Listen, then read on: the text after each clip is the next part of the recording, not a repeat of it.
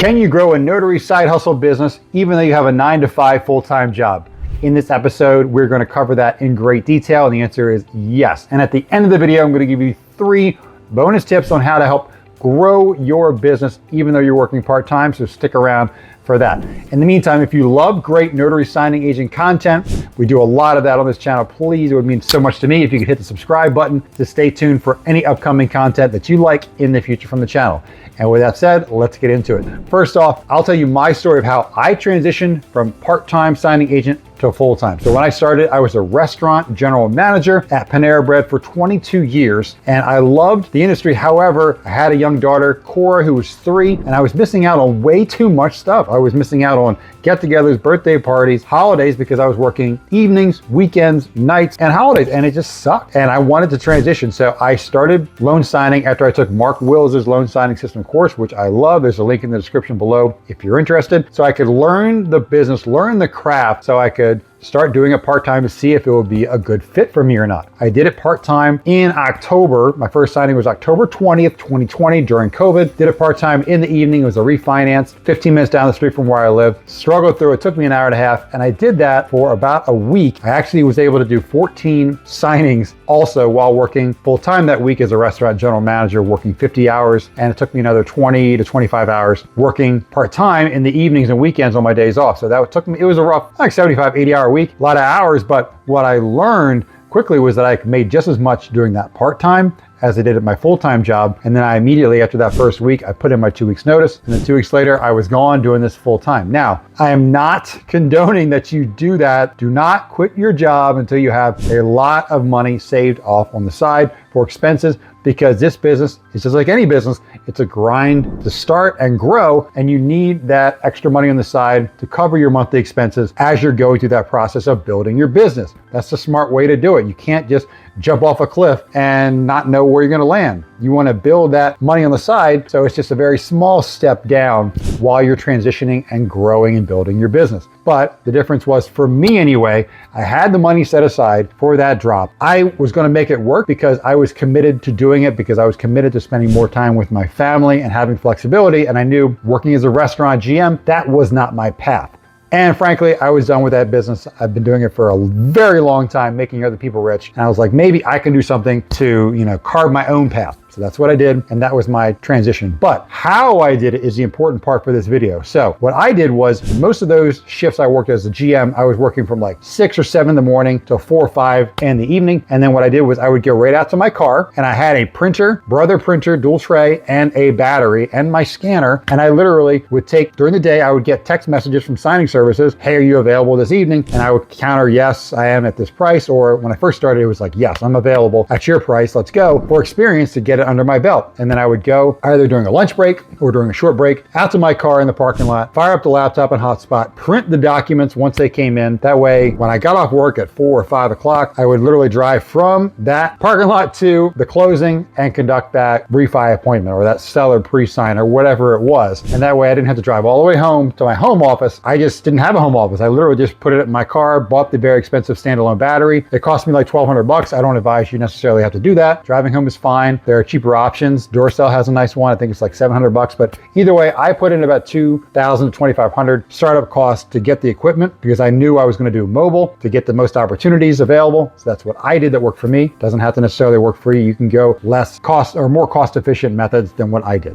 And that's what I advise you to do. Even if you only have part-time availability, if it's evenings, weekends, mornings, whatever random time it is, squeeze in appointments when you can to get that experience under your belt, number 1. Number 2, if you have more traditional job, 9 to 5, and you're in an office, usually you have lunch breaks. So take advantage of that. Doesn't necessarily mean it's at 12, but whenever your time for yourself is to take your lunch break, 30 minutes, an hour, use that time to go do a signing or to go through your training course. Use that time for you and to help grow your business. If you have a work from home job, you're gonna have a little bit more flexibility on when you can take that me time. So that's the nice thing about work from home jobs, is that if you have that and that's your situation, you can use certain parts of the day to take your time to do that. So it doesn't necessarily have to be at 12. Look, if you're gonna invest in yourself to grow your business, you have to use every resource you have. So I'm giving you more resources. Next, counter your availability. So if it's during the day, if it's a 9 to 5 job and someone says, hey, can you do a signing at 3 o'clock via text message as a signing service, just counter with your availability. No, but I would love to take care of it at 5:30 if that's possible, if there's flexibility. And if there's not, no worries. But if there is, and you're the only one available or one of the few people that are available, they're going to reach out and say, hey, we can do it because there's flexibility. And a lot of times, especially for like a seller pre-sign, seller's usually available, throughout the day. Like there's way more flexibility. So at the right price, they may like your price, so they'll do your time. Next, RON closing. What is RON? RON is remote online notarization, if you don't know that already. So that is a flexible option similar to working from home, where you can be at home and conducting a signing or general notary work appointment from your laptop. So if you're at home in the evening, you can do that. Even if the kids are somewhere in the background, you can do that relatively quickly online, or later in the evening, maybe the kids are asleep and it could be super late, or it could be super early before you go into your work or before you start your remote work. You can do remote online notarizations. Now, how to get those RON jobs is kind of a video for another time, but if they're provided for you from a platform at a lower fee, you can do that, or you can bring your own clients to the platform, whether that's general notary work you get from Google My Business profiles, or direct title work that you have from direct title clients, or it could be remote online notarizations coming from signing services. My company, Superlative Signings, we send those out every month. Now, most of ours are in person. Only about 10% of our closings right now, as of this recording in January of 2024, are RONs, but that number is growing every month. So as of now, it's about 8 to 10%, but that number has grown from when we first started in a year. So as far as the RON closing. So that is another wonderful option to do. Now, next, covered all these different things you can do to get signings during your part-time availability. Now, what else can we do? Are you ready for the 3 bonuses? Here we are. Thank you for staying tuned. Number 1, time blocking. So why is time blocking important? Here's why. I'll give you an example of how I use time blocking. When I wake up every day, I come down in my office that you're seeing here, and at 5:45, 6 a.m., I'm writing on my Post-it note, okay, 6 to 7 a.m. work out, 7 to 8 o'clock, take the kids to school, 8:15, post your first post on social media. And then I'm listing out everything that's important to me to help grow my business, what I want to do, and I'm putting a time on it. And the reason is because of Parkinson's Law. Parkinson's Law just states that work will expand to fit the amount of time that you've allotted to complete it. So if you don't have a time blocked out, it could literally take all day. But if you have a time, 1 hour, 30 minutes, 45 minutes to complete a task, magically your brain will get that task done in that amount of time, generally speaking. So it helps you get more done, be way more efficient. So how is time blocking applicable as a part-time notary? Here's why. You have less time, so you have to be more efficient, right? So that means the mornings before you start your work in person or remote, that's when you can be time blocking, training, or closings. And then during the day, when you have breaks for lunch, that's when you're time blocking, marketing, trainings, closings. In the evening, you're time blocking, marketing, training, closings. And that way you're using the most available time to get the most possible work done, to advance yourself as you're training and getting started to take signings. And then when you're taking signings and you're available and your training's done, then it's, okay, great. Where can I squeeze in a general notary work assignment or a signing service appointment or a direct title appointment? Or where can I squeeze in marketing to get direct title business instead of signing service business? Now, if you haven't watched any videos, or you're not comfortable, or you're not aware of how to market to title companies, I have a ton of videos on this subject. I'm going to link the playlist in the video for notaries right here. And if you have a specific video request about how to specifically market to title companies, I'll also list that right here.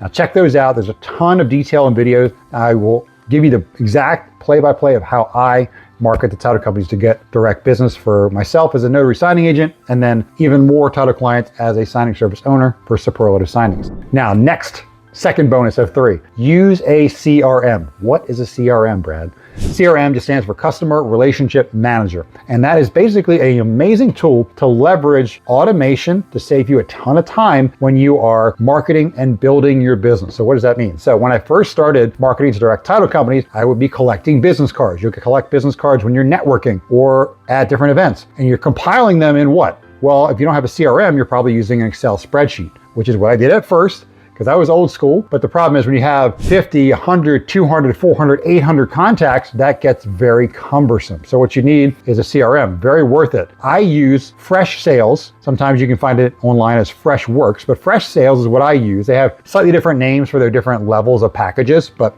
it's the same thing. Fresh Sales is what I use, and it's like $83 a month just for me. And then I have another team member that's a salesperson that has access to it. So very low cost saves me a ton of time. What it will allow you to do is when you have all those contacts in there, it'll have you input the contacts. You can put all the notes about where you met them, what it is about the business that you know. That way, when you go to send them emails or follow up in person or text or phone, you can reference that when you're having that conversation. You can use a CRM to send emails, bulk emails that will look as individual personalized emails. They won't see a BCC in there. It will just look like it's directly from me to you. That's it. So it looks like you sent me an individual email, which is incredibly powerful to do that, but it takes a lot of time to do if you don't have a CRM and you're sending 300 emails. That's why I got one. So I can send a bulk email, I can craft it out, and then I can bulk email it to 350 people, schedule send it days in advance at 10 a.m. on a Monday or noon on a Tuesday, and use my time wisely. So while I'm working, these emails are going out and I'm still staying top of mind to my prospects and to my clients as well. Separate emails, separate topics. But either way, I'm utilizing the CRM to stay top of mind for everyone. And it, again, just keeps you very organized. And the third bonus is invest in a mentor. So invest in yourself by taking training courses. However, if you still need additional help, you want to consult as best you can with a mentor. Now, what is a mentor? Unlike a coach where you're going to pay them, a mentor is really someone that you aren't necessarily paying with money, but you may be paying with time or some other value add. But really a mentor is someone who has already accomplished what you want and they have done it for a long period of time. So if you're a signing agent and you're trying to grow your business to full time, this would be someone who's been a full-time signing agent for a long time and is really good at what they do, very consistent, and they're comfortable giving back and sharing, what has worked for them, and they enjoy that relationship, the mentee-mentor relationship. So how do you find a mentor? First off, when you approach someone who could be a potential mentor, please don't say things like, "Hey, I am new in the business and could you be my mentor?" Okay, that adds no value and it shows that person that you are not really using your brain to try to be as creative as you can, to add as much value as you can. What it tells them is you're just lazy, and that's not going to inspire them to want to mentor you and give some of their time, their valuable time, to you and help you build your business. Now, the way to approach a mentor is you want to bring value. So what does that mean, Brad? So it just means that, hey, I have been studying. I am a new signing agent. I've taken Mark Wills's loan signing system course, and I'm all the way through the course. I'm implementing those steps about how to market to signing services. And I've called 180 signing services so far and talked to them and let them know why I'm a great notary signing agent to work with their service. And I'm thinking about now transitioning to market direct to title companies. I've watched some of the videos from the other six-figure agents in this group about marketing and had a couple questions on script, and I just wanted to know your approach in these certain situations. Could I call you and could we chat about it for 10 or 15 minutes if you're available? That is a great way to get a mentor to actually give you some of their valuable time. What it says to them is that you are very detailed. You have taken it upon yourself to try to get educated. You've taken a course, you've completed it, you're implementing those action steps. You've already done your research, you've took the training course, you're implementing those strategies, and you just want really specific detailed advice on this one aspect because you want clarity from someone who's a really good expert. Get a mentor is my third bonus tip to help you grow your business from whatever part of it you're at to the next level. We have monthly meetups in the DMV, the District of Columbia, Maryland, or Virginia, if you're not aware, every month, but we have other meetups across the country. The loan signing system has different ambassadors that hold those meetups that are tremendous value adds. We also do Zooms. So if you're interested in any of those, feel free to comment in the section below and I'll connect you with the either mine, or if it's not local, who the closest ambassador to you is. Be happy to connect because we are always happy to give back to the community, because I remember when I was new and there's just a lot when you get into this business. It's so overwhelming at times because of all the knowledge you don't know. So that's why watching videos like this, joining Zooms, joining coaching calls, taking a training course, all this is so valuable to learn from other people that have done it. So if this video has been beneficial, hit that subscribe button below. We're always making more content on the channel about growing your notary business, and anything you want to learn about, things you want to see covered in future videos, comment below. We'd love to hear your feedback. We are open and coachable on the channel. And until next time, I appreciate you tuning in so much. Good luck growing your notary signing agent business. I hope you guys kill it and crush it. And until the next video, peace.